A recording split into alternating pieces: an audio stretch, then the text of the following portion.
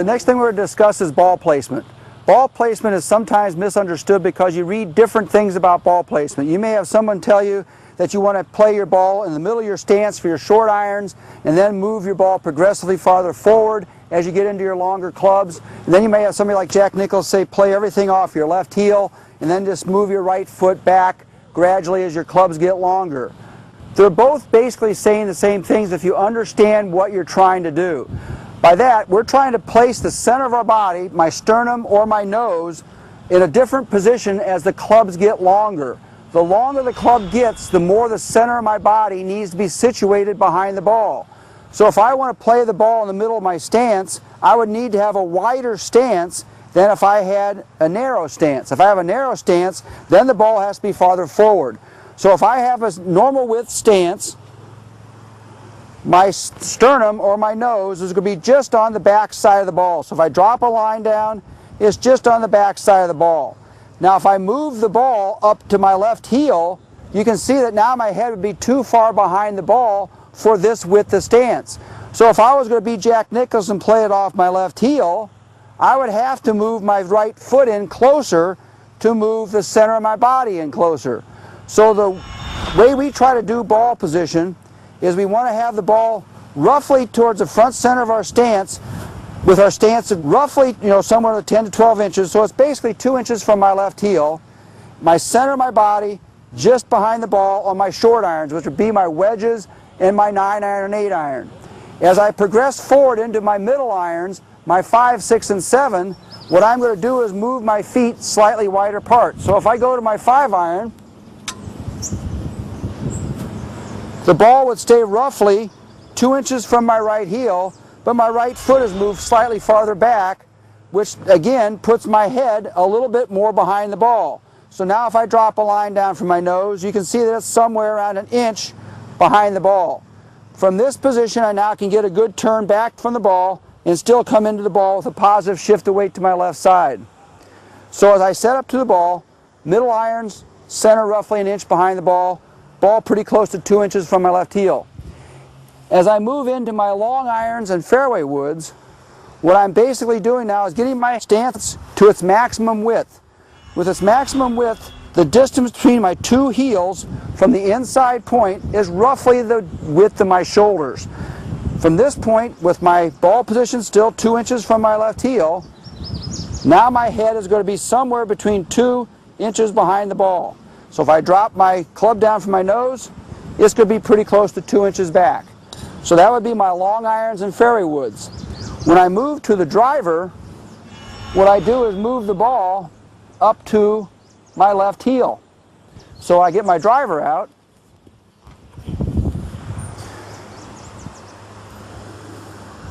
Stance is the same width as my long irons and fairway woods, but now the ball is off my left heel. If I still got my upper body in the proper position, now my head and shoulder, my nose, should be somewhere around 4 inches behind the ball. From this position, with my spine tilted slightly to the right, I can make a good full turn back and drive the club right into the back of the ball. Hitting the ball with the driver on a slightly upward arc versus your irons, you're going to hit it with a little more of a descending motion as your body weight shifts to your left side, not that you're trying to throw your hands down. So the ball position is relative to the center of my body. If we understand that part of it, we'll get more consistency in our game.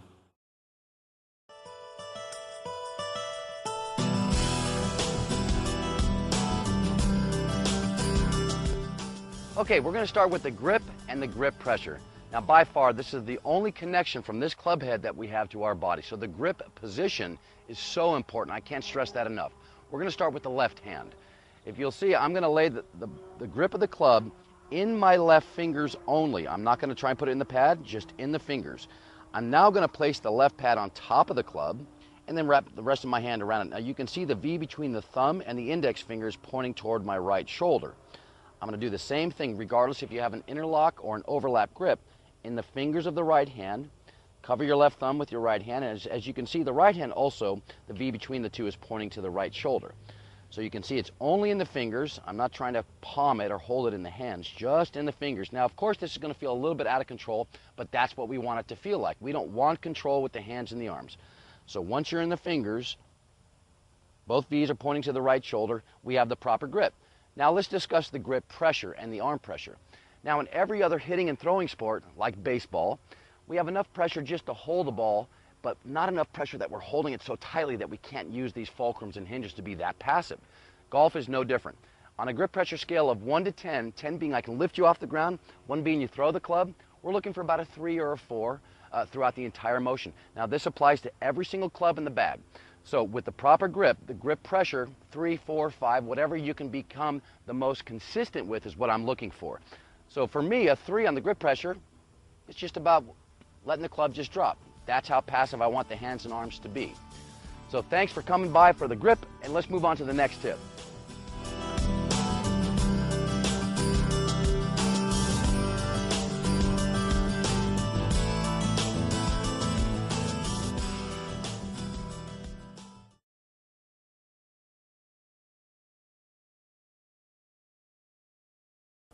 One of the variables not to overlook is proper grip size. It can cause problems in your game. One of them is, and ask yourself, do I sometimes hit the ball right? Do I sometimes hit it straight? Do I sometimes hit it left? That can be grip size, generally too small a grip size for the individual. Or ask yourself, do I almost always just push the ball to the right and I have a heck of a time? That can be too large a grip size for the individual. Now, there are also other fitting variables that cause those same problems, but we want to take them one at a time, and let's start off with this grip size thing and learn a little bit more about it. The size problems and also how to go about fitting it. So let's start off and see what causes this problem. So I'm going to start off, and I've got a cucumber here. Great thing for a demo. If I take this cucumber and I pretend it's a grip and I'm going to hit the ball, and now I want to just rotate my wrists as fast as I can and check my wrist action, it's very difficult for me to do that because my fingers are spread out so large like this. However, if I take a carrot, skinny little carrot, and I put my hands on it and it's really tiny grip, man, I can just turn my grip hands everywhere I want to turn my hands. I can rotate them. So the thing that happens is when I have the cucumber, I get an inhibited wrist action. It doesn't allow my wrist to come through in the proper roll rate or whatever wrists do coming into impact, but it definitely will cause a right-handed golfer, if your grip is too large, to push the ball to the right.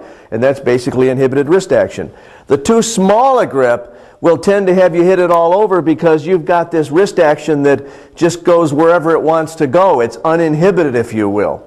So what do we do about that? We want to go out and get our grip size fit. We can actually check it ourselves, and if we go out to get it fit, many places will have cut off shafts with grips mounted on them like this, where it goes from men's undersize all the way through men's standard size and even has arthritic on it. Plus the lady size grips are in the background here. It's a great way to check grip size.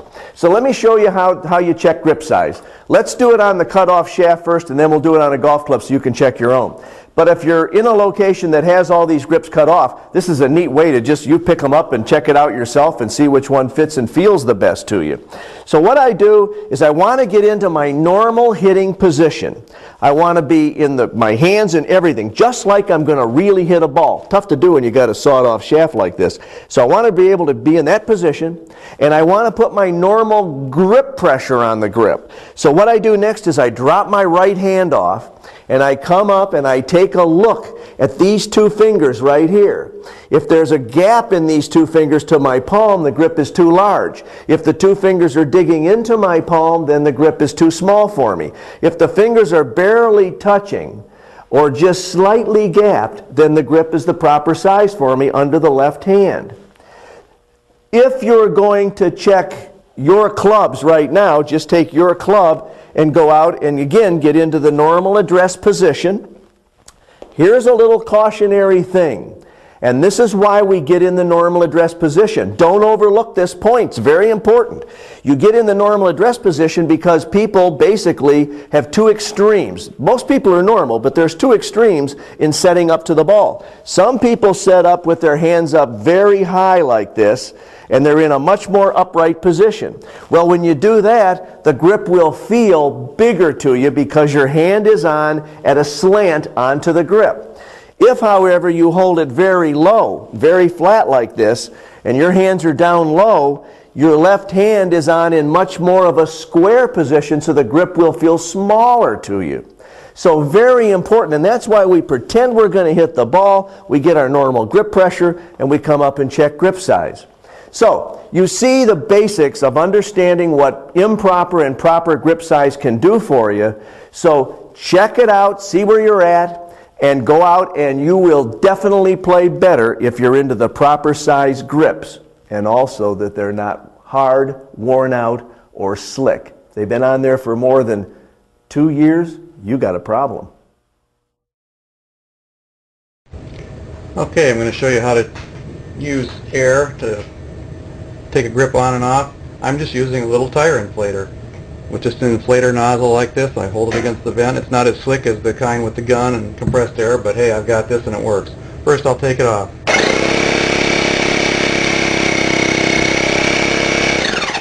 Nothing to it. I just use masking tape. You can do quite a bit of build up and still get the grip over it. Use a little bit of mineral spirits, just a little, wet the inside, a quarter inch or so. Put it back on.